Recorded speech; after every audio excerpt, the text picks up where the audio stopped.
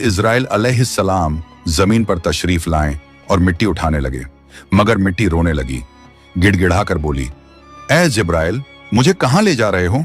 जिब्राइल अलैहिस्सलाम ने फरमाया, मैं तुम्हें अल्लाह के पास ले जा रहा हूं। वो तुमसे एक ऐसी मखलूक पैदा करेंगे जो जमीन पर उनका नुमाइंदा होगी। ये सुनते ही मिट्टी और ज्यादा रोने लगी और बोली, ए जिब्राइल, मुझे मत ले जाओ। मुझसे जिन इंसानों को पैदा किया जाएगा वो अल्लाह की नाफरमानी करेंगे।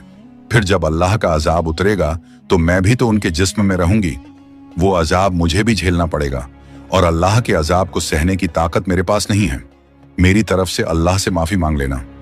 मिट्टी की यह दर्द भरी पुकार सुनकर हजरत जिब्राइल अलैहिस्सलाम खाली हाथ वापस लौट आए और अल्लाह के दरबार में जाकर पूरी बात बयान कर दी।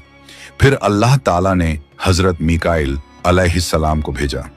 वो भी जमीन पर तशरीफ लाएं, मगर मिट्टी ने उसी दर्द से फरियाद की और मीकाइल अलैहिस्सलाम भी खाली हाथ लौट आए। इसी तरह हजरत इज़राफील अलैहिस्सलाम भी जमीन पर तशरीफ लाएं, मगर मिट्टी की आह सुनकर उनका दिल भी पिघल गया और वो भी मिट्टी उठाए बिना ही लौट आए। तीनों फरिश्ते खाली हाथ वापस आ गए।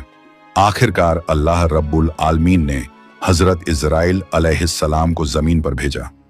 जब इज़राइल अलैहिस्सलाम जमीन पर तशरीफ लाएं तो मिट्टी ने फिर वही इल्तिजा की और बोली, ए इज़राइल, मुझे मत ले जाओ, मुझे यहीं छोड़ दो। लेकिन इज़राइल अलैहिस्सलाम ने फरमाया, ए मिट्टी, मैं तुम्हारी बात पर लौट नहीं सकता, क्योंकि मुझे अल्लाह का हुक्म मिला है और मैं अपने रब के हुक्म की खिलाफ वर्जी कभी नहीं करूंगा। यह कहकर उन्होंने मिट्टी उठाई और अल्लाह के दरबार में लौट आए। अल्लाह ताला ने बहुत खुश होकर फरमाया, ए इज़राइल, क्योंकि तुमने मेरा हुक्म पूरा किया, मैं तुम्हें एक खास जिम्मेदारी देता हूं, इंसानों की रूहें कब्ज करने की जिम्मेदारी। इज़राइल अलैहिस्सलाम ने अर्ज किया, ए अल्लाह, जब मैं इंसानों की रूह निकालूंगा तो उनके घर वाले मुझसे नफरत करेंगे और मुझे ही इल्जाम देंगे। अल्लाह ताला ने फरमाया, तुम फिक्र मत करो, हर मौत के लिए मैं अलग अलग सबब बना दूंगा। कोई बीमारी से जाएगा, कोई हादसे से, तो कोई बुढ़ापे से। लोग तुम्हें इल्जाम नहीं देंगे।